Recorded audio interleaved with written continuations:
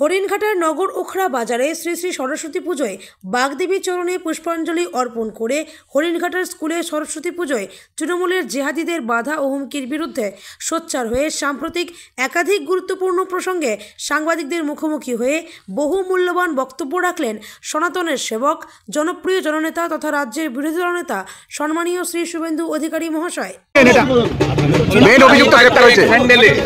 CCTV footage উনিদের নাম পরিচয় বলে দিয়েছি। আমি একটু আগেই বলছিলাম, আগে দুটো তৃণমূল ছিল, আদি আর নব। ভাইপো আসার পরে নব হয়েছে লালচুল খানেদুল। এখন আরো দুটো তৃণমূল, আক্রমণকারী আর আক্রান্ত। মারছে ওরা, মরছে ওরা। বিজেপির কোনো দরকার নেই, বিজেপির লোকরা এসব করে না। আমরা হিন্দুরা, সনাতনীরা আমাদের বন্দুক হাতে ধরার কোনো দরকার নেই। ইট পাথর আমরা ছুড়ি না, আমরা ফুল ছুড়ি। ওরা ইট পাথর ছোড়ে, আমরা এগুলো করতে পারি না। পরিষ্কার হয়ে গেছে, অজয় ঠাকুরকে এনেছেন, গোলমাল আরো বাড়বে। কারণ এই অজয় ঠাকুরের বিরুদ্ধে তৃণমূলের তৎকালীন নেতা ছিলেন, পরে বিজেপিতে এসেছিলেন, আমাদের বড় নেতা ছিলেন মনীশ শুক্লা। প্রকাশ্য সন্ধ্যায় খুন করার অভিযোগ রয়েছে এই অজয় ঠাকুরদের বিরুদ্ধে। অতএব মমতা ব্যানার্জিকে আমি বলেছি, আপনি বাঘের পিঠে চড়েছেন, নামলেও খাবে আর উপরে বসে থাকলেও অসুবিধা আছে। আপনি কিছু করতে পারবেন না। আপনার লোকেরা একে অপরকে খুন করছে, মারছে, এটা চলবে। আপনি অলোক রাজরিয়াকে দোষ দিয়ে অজয় ঠাকুরকে এনে কোনোটাই সমাধান হবে না। মালদায় অল্পের জন্য রক্ষা পেলেন সাবিত্রী মিত্র। দলে কোনো শৃঙ্খলা নেই।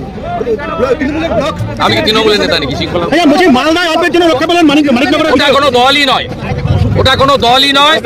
11-র আগে মানুষ সিপিএম কে সরাতে আমরাও খেটেছি। আমার তো বিরাট কন্ট্রিবিউশন আছে।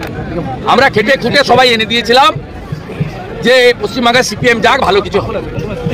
সিপিএম কে সরিয়ে বিকল্প শক্তি হিসেবে উনি এসেছিলেন, ওনার ক্রেডিটে উনি আসেননি। ওরা কোনো দলই নয়। আমি তো আপনাকে বলছি, অল আর ল্যাম্পপোস্ট একটাই পোস্ট। ওটা একটা কোম্পানি, বিভিন্ন স্তরের কর্মচারী রয়েছে, আংশিক সময়ের কর্মচারী, অস্থায়ী কর্মচারী, চুক্তিভিত্তিক কর্মচারী, চতুর্থ শ্রেণীর কর্মচারী, তৃতীয় শ্রেণীর কর্মচারী, দ্বিতীয় শ্রেণীর কর্মচারী এবং ম্যানেজমেন্টের কর্মচারী। মালদায় আজকে অল্পের জন্য রক্ষা পেয়েছেন মালদার বিধায়ক সাবিত্রী মিত্র। গাড়ি ধাক্কা হয়েছে অন্য গাড়িতে, বিধায়ককে গাড়ি ফলো করছিল, সেখানে বলছে মেরে ফেলার চক্রান্ত। সাবিত্রী মিত্র বলছেন না, মুখ্যমন্ত্রী তার নিজের দলের এমএলএ মন্ত্রীদেরকে, নেতাদেরকেই প্রোটেকশন দিতে পারছেন না। সাবিত্রী মিত্রকে বলবো যে তিনি যেন মুখ্য বিধানসভাতে এই বিষয়টা উল্লেখ করেন, আমরা সাথ দেবো না। ভূপতিনগর বিস্ফোরণ কাণ্ডে এনআইএ পঞ্চানন ঘড়ি বলে আরো এক ব্যক্তিকে গ্রেফতার। তৃণমূলের নেতা এবং বড় মাল বাড়িতেই তো পালিয়ে গেছিল, ধরে নিয়ে এসছে। বড় মাল অনেকদিন ধরে। কেএমডিএতে 3 শ্রমিকের মৃত্যু হয়েছে লেদার কমপ্লেক্সে। কেএমডিএতে দুজন মুসলিম, আরেকজন নন মুসলিম, গরিব মানুষ। এদের কাজই হচ্ছে গরিবদেরকে মারা। পুলিশ পাহারায় কলকাতায় যারা উত্তরপ্রদেশের দিকে আঙুল তুলেন, তারা এবারে লেদার কমপ্লেক্সের দিকে আগে দেখ টাকা। কিছুদিন আগে গার্ডেন রিচেও একই জিনিস করে 11 জন লেবারের উপর ঘর চাপা দিয়েছে। মদন মিত্র বলছেন 10 মন্ত্রী হতে গেলে 10 কোটি টাকা 20 কোটি টাকা দিতে হবে। কে? মদন মিত্র। আমি এই ধরনের বহু গুণে গুণান্বিত যে সমস্ত মুখপাত্র, তাদের সম্পর্কে বলি না। তবে উনি যে কথাটা কালকে বলেছেন একদম সত্যি কথা। গ্রাম পঞ্চায়েতের প্রধান হতে গেলেও টাকা দিতে হয়, টাকাটা নেয় ভাইপোর পিএ সুমিত। একদম সত্যি কথা বলেছে। ভাইপোর অফিসে বিক্রি হয়, অঞ্চল সভাপতি, ওয়ার্ড কাউন্সিলর, প্রধান প্রত্যেকে টাকা দেন, টাকা দিয়ে কিনে নিয়ে আসেন চুক্তির ভিত্তিতে, এবং টাকাটা নেয় ভাইপোর পিএ সুমিত।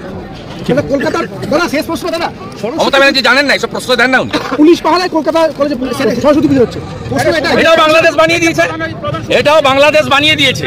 যশোরে, ওপারের যশোরে, সেখানেও পুলিশ দিয়ে, আর্মি দিয়ে পুজো হচ্ছে, আর এপারেও কলকাতাতে আর্মি পুলিশ দিয়ে পুজো হচ্ছে, তাও হাইকোর্টের হস্তক্ষেপে। ওখানে এখানে আলামিন মন্ডল, আর ওখানে সাবির আলী। মডেল এক, মডেল সব একই মডেল, জিহাদি মডেল। আমরা তুলে ফেলবো। 39% হিন্দু ভোট দিয়েছে। আমি আর পশ্চিমবাংলার আর 5-6% হিন্দুকে বলবো যে দয়া করুন, বাড়ি থেকে বেরিয়ে এসে ভোটটা করুন। কিচ্ছু করতে পারবে না। হিন্দু সরকার হবে, জিহাদি মুক্ত বাংলা করব, উল্টো দিকে ঝোলাবো, সোজা করার কাজ করবো।